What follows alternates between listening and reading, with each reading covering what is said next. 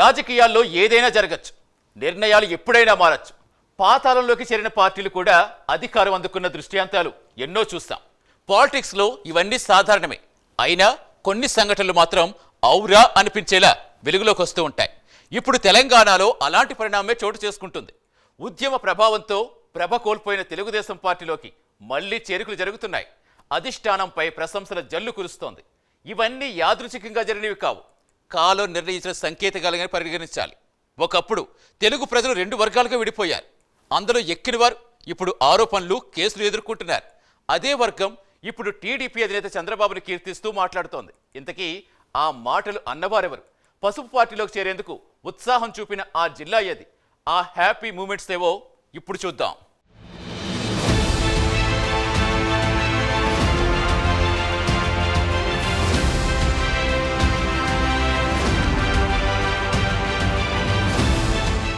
Telugu Desam party ఇది కేవలం ఓ రాజకీయ పార్టీ కాదు. బడుగు, బలహీన, అణగారిన వర్గాల్లో వెలుగులు జిమ్మేలా వెలిసిన ఓ జ్యోతి. పెత్తందార్ల పీడ నుంచి విముక్తి కలిగించిన ఉద్యమ శక్తి. 1982లో ఎన్టీఆర్ స్థాపించిన ఈ పార్టీ 43 ఏళ్ల రాజకీయ ప్రస్థానంలో ఎన్నో ఒడిదుడుకులు, విజయాలు, పరాజయాలు ఎదుర్కొంది. కేవలం 9 నెలల్లోనే అధికారం చేపట్టిన తొలి ప్రాంతీయ పార్టీగా చరిత్రలో నిలిచింది. ఎన్టీఆర్ తర్వాత నారా చంద్రబాబు నాయుడు పార్టీని నడిపిస్తూ 28 ఏళ్లుగా అధ్యక్షుడిగా కొనసాగుతున్నారు. ఆంధ్రప్రదేశ్, తెలంగాణ రాష్ట్రాల్లో ఎందరినో నేతలుగా తీర్చిదిద్దిన ఈ పార్టీ దేశ రాజకీయాల్లోనూ ప్రభావాన్ని చూపింది. తెలుగుదేశం ప్రభ నేటికి చెరగని తీపి గుర్తుగా ప్రజల హృదయాల్లో నిలిచిపోయింది.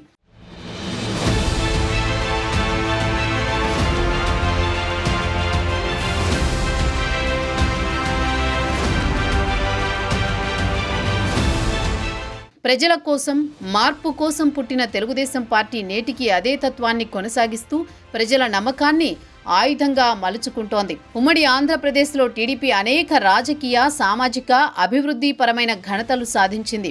ఎన్టీఆర్ నాయకత్వంలో తెలుగు ఆత్మగౌరవం అనే భావన ప్రజల్లోకి విస్తరించి రాజకీయాల్లో ప్రజల భాగస్వామ్యాన్ని పెంచింది.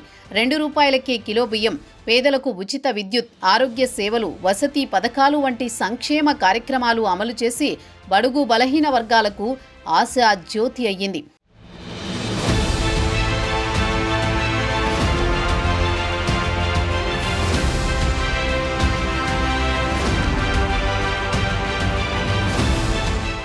కాలక్రమంలో మట్టిలో దాగిన ఆణిముత్యంగా నారా చంద్రబాబు నాయుడు నాయకత్వంలో టీడీపీ తన దూకుడును కొనసాగించింది.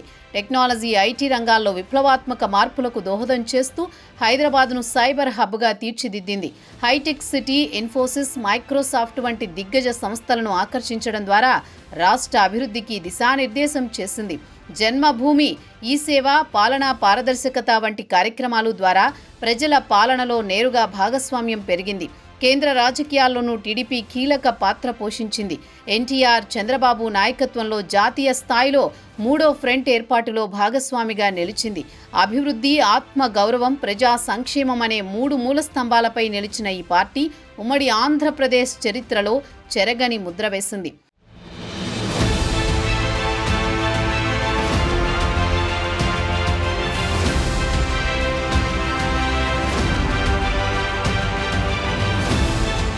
తెలుగుదేశం పార్టీ కేవలం ప్రాంతీయ రాజకీయాల్లోనే కాదు, జాతీయ స్థాయిలోనూ తన ప్రభావాన్ని చూపిన పార్టీగా నిలిచింది.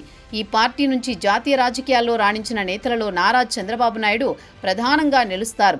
యునైటెడ్ ఫ్రంట్ ప్రభుత్వానికి మద్దతు ఇచ్చిన సమయంలో దేవెగౌడ, ఐకే గుజరాల్ వంటి ప్రధానుల పాలనలో చంద్రబాబు కీలక నిర్ణయాలు తీసుకునే స్థాయికి ఎదిగారు. తెలంగాణ, ఆంధ్ర, రాయలసీమ ప్రాంతాల్లో టీడీపీ ఓ బలమైన రాజకీయ శక్తిగా, విశ్వసనీయ ఓటు బ్యాంకుగా నిలిచింది. 2014లో ప్రత్యేక రాష్ట్ర ఉద్యమ ప్రభావంతో తెలంగాణ రాజకీయాల్లో కొత్త దశ ప్రారంభమైంది. అనూహ్యంగా తెరపైకి వచ్చిన కల్వకుంట్ల చంద్రశేఖరరావు రాష్ట్ర రాజకీయాల్లో కీలక పాత్ర పోషిస్తూ సీఎం పీఠాన్ని అధిరోహించారు. వాస్తవానికి కేసీఆర్ కూడా టీడీపీ స్కూలు నుంచి వచ్చిన నాయకుడే. ఆ పార్టీ పాలనలో మంత్రిగా పనిచేశారు. ఆయన ఒక్కరే కాదు, తెలంగాణ ప్రస్తుత సీఎం రేవంత్ రెడ్డి, మాజీ మంత్రులు ఎర్రబెల్లి దయాకర్ రావు, మోత్కుపల్లి నరసింహులు వంటి నేతలు సైతం టీడీపీ కండువా కప్పుకున్నవారే. పరిస్థితుల ప్రభావంతో వారు ఇతర పార్టీల వైపు మొగ్గు చూపేలా మార్పులు చోటు చేసుకున్నాయి. కానీ వారి రాజకీయ పునాది మాత్రం తెలుగుదేశం పార్టీనే.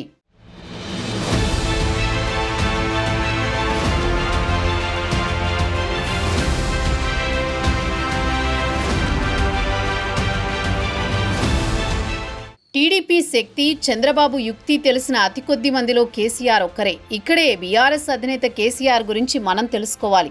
ప్రత్యేక తెలంగాణ నేపథ్యంలో టీడీపీని రాజకీయంగా భూస్థాపితం చేసేందుకు ఆయన చేసిన ప్రయత్నం విజయవంతమైంది. 10 ఏళ్ల పాటు సాగిన ఆ వ్యూహం టీడీపీ ఎదగాలన్న ప్రతిసారి ఉద్యమ మాటలతో తెలుగు ప్రజల మధ్య పొరపచ్చాలు వచ్చేలా రాజకీయాలు నడిపించాయి. అయితే ఏనాటికైనా తెలుగుదేశం సాధించిన ఘనతలు, రాజకీయ ప్రభావాలు చెరగని ముద్రగా ఉంటాయని తెలంగాణ సీఎం రేవంత్ రెడ్డి గుర్తు చేశారు. హైదరాబాద్ అభివృద్ధిలో చంద్రబాబు పాత్ర సువర్ణ అక్షరాలతో లిఖించబడిన ఖ్యాతిగా నిలిచింది. మసకబారిన టీడీపీ ప్రభను నేటి యువతకు తెలియజేసే ప్రయత్నం విజయవంతమవుతోంది. ఎందుకంటే చరిత్ర అంటే సిరాతో రాసిన లేఖల మాటలు కాదు, అది ప్రజల గుండెల్లో నిక్షేపితమైన తీపి గుర్తులు, ఆకాంక్షలు, ఆశల ప్రతిబింబం.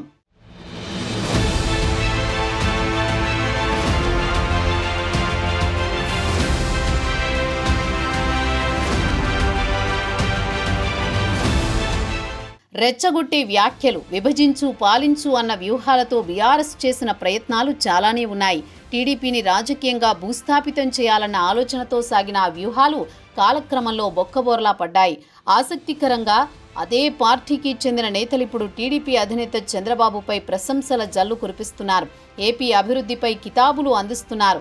ఈ వ్యాఖ్యలు చేసిన వారు మాజీ మంత్రి మల్లారెడ్డి. ప్రస్తుతం ఆయన బీఆర్ఎస్లో ఉన్నప్పటికీ ఉమ్మడి రాష్ట్రంలో ఆయన టీడీపీ స్కూలు నుంచి రాజకీయాల్లో ఎదిగిన నేత.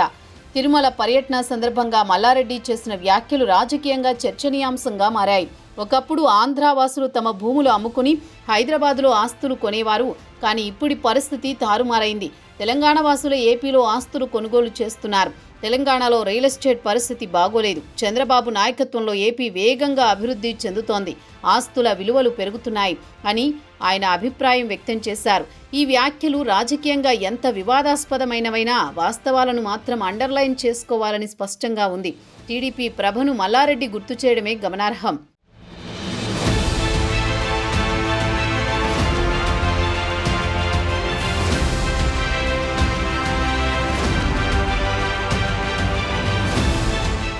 రెండు 2023లో జరిగిన తెలంగాణ అసెంబ్లీ ఎన్నికల్లో కాంగ్రెస్ విజయానికి పరోక్షంగా తెలుగుదేశం పార్టీ కూడా కారణమని చెప్పాలి. భాగ్యనగరంలో కాంగ్రెస్కు విజయావకాశాలు తక్కువగా ఉన్నప్పటికీ ఖమ్మం వంటి ప్రాంతాల్లో టీడీపీ క్యాడర్ ప్రత్యక్షంగా పరోక్షంగా ఇచ్చిన సహకారం మరిచిపోలేనిది.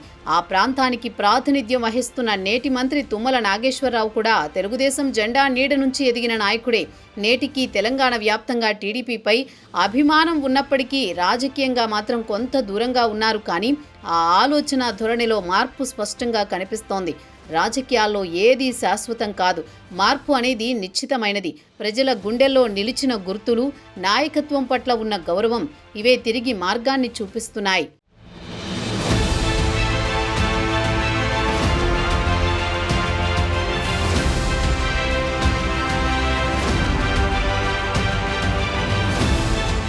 కలిసొచ్చే కాలానికి నడిసొచ్చే కొడుకు పుడతాడు అన్న నానుడి ఇప్పుడు తెలుగుదేశం పార్టీకి అక్షరార్థంగా సరిపోతుంది. మంచిర్యాల జిల్లాకు చెందిన 100 మంది మహిళలు టీడీపీ తీర్థం పుచ్చుకోవడం ఆ నానుడికి నూతన అర్థమిచ్చింది. వాస్తవంగా చూస్తే రాయలసీమలోని అనంతపురంకు మంచిర్యాల జిల్లా రాజకీయంగా దగ్గరగా ఉండే ప్రాంతం. కాలం మారిన పాత వాసనలు ఇంకా పోలేదు.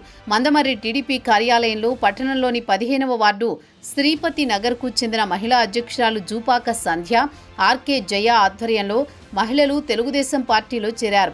నారా చంద్రబాబు నాయుడు ఉమ్మడి రాష్ట్రంలో చేపట్టిన సంక్షేమ పథకాలు తెలంగాణలోనూ ప్రభావం చూపుతున్నాయని వారు పేర్కొన్నారు. తిరిగి తెలంగాణలో టీడీపీ అధికారంలోకి రావాలన్న సంకల్పంతో సైనికుల్లా పనిచేస్తామని శపథం చేశారు. ఈ సందర్భంగా బంగారు తెలంగాణ పేరుతో బీఆర్ఎస్ నేతలు మోసం చేశారని వారు తప్పుబట్టారు. బడుగు బలహీన వర్గాల అభ్యున్నతి కోసం కృషి చేసే టీడీపీ పార్టీని గెలిపించుకోవాలన్న ప్రజల ఆకాంక్ష ఇప్పుడు కొత్త ఊపిరి తీసుకుంటోంది.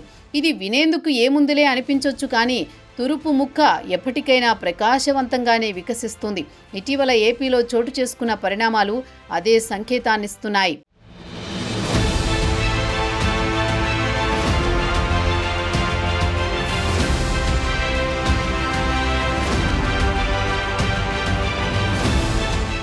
ఓల్డ్ ఈజ్ గోల్డ్ అంటారు. ఇప్పుడు తెలుగుదేశం పార్టీకి అది అక్షరార్థంగా వర్తిస్తుంది. ఎత్తులు, పై ఎత్తులు, ఓటములు, విజయాలు ఇవి చంద్రబాబుకు కొత్తవి కావు. 2024లో టీడీపీ, జనసేన, బీజేపీ కూటమి ఏపీలో రికార్డు విజయాన్ని సాధించింది. 175 అసెంబ్లీ స్థానాల్లో 164 స్థానాలు గెలుచుకుని వైసీపీని కేవలం 11 స్థానాలకు పరిమితం చేసింది. ఈ విజయం కేవలం రాష్ట్ర స్థాయిలోనే కాదు, జాతీయ స్థాయిలోనూ ప్రభావం చూపింది. ప్రధాని నరేంద్ర మోదీ ముచ్చటగా మూడోసారి ప్రధానిగా ఎంపిక కావడంలో చంద్రబాబు కీలక పాత్ర పోషించారు. ఎన్డీఏ ప్రభుత్వానికి టీడీపీ మద్దతు ఇవ్వడం వల్లే ఏపీ అభివృద్ధికి కేంద్రం రాచబాట వేసింది. అన్ని రంగాల్లో తీసుకున్న నిర్ణయాలు, ప్రాధాన్యతలు ఇవన్నీ ఆ మద్దతుకు అద్దం పడుతున్నాయి. ఇప్పుడు చంద్రబాబు కళ్ళు తెలంగాణపై పడ్డాయి. పాతాళానికి చేరిన టీడీపీ ప్రభను తిరిగి ప్రకాశవంతంగా తీసుకురావాలన్నది ఆయన ధ్యేయం. ఇది పదవుల కోసం కాదు, కప్పిపెట్టిన విలువలను ప్రజలకు మరోసారి తెలియజేయాలన్న సంకల్పం.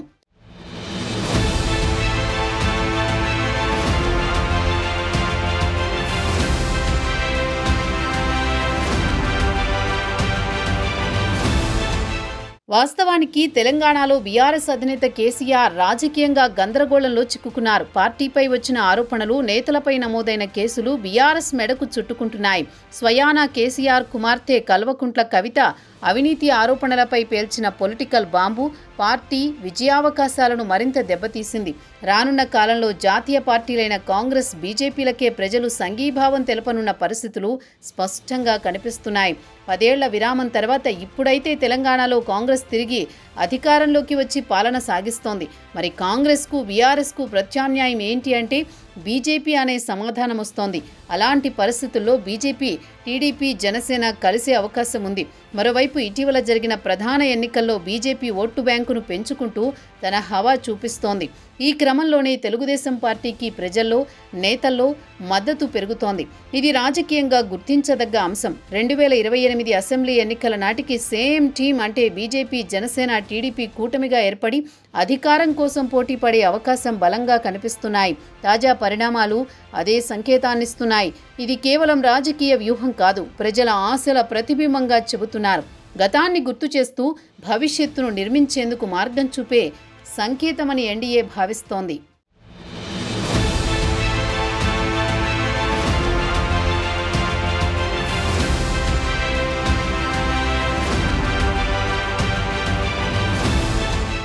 ఒక పార్టీ చరిత్ర అంటే గెలుపోటముల గణాంకాలు మాత్రమే కాదు, అది ప్రజల ఆశలతో నిండిన ప్రయాణం. తెలుగుదేశం పార్టీ ఆశ, అభివృద్ధి, ఆత్మగౌరవం అనే 3 అక్షరాలపై నిలిచిన ఉద్యమం. కాలం మారినా, నాయకులు మారినా ప్రజల గుండెల్లో నిలిచిన గుర్తులు మాత్రం చెరగవు. ఇప్పుడు తెలంగాణలో తిరిగి వెలుగులు జిమ్మే సంకేతాలే కనిపిస్తున్నాయి. ఇది కేవలం రాజకీయ పునరాగమనం కాదు, ప్రజల నమ్మకానికి తిరిగి దారి చూపే మార్గం. ఒక విషయం మాత్రం స్పష్టంగా చెప్పుకోవాలి, తూర్పు నుంచి మళ్ళీ పసుపు వెలుగు కనిపిస్తోంది. ఇది చరిత్ర తిరగరాలనే సంకల్పం కాదు, ప్రజల గుండెల్లో నిలిచిన విలువలను మరోసారి గుర్తు చేసే ప్రయత్నం. మనం కేవలం నిమిత్త మాత్రమే, కాలమే అన్నింటికీ జవాబు చెబుతుంది. మరి వేచి చూద్దాం, టీడీపీ రాక మునుముందు ఎలా సాగనుందో, ప్రజల ఆశల పటములో ఇంకెన్ని రంగులు జిమ్ముతాయో.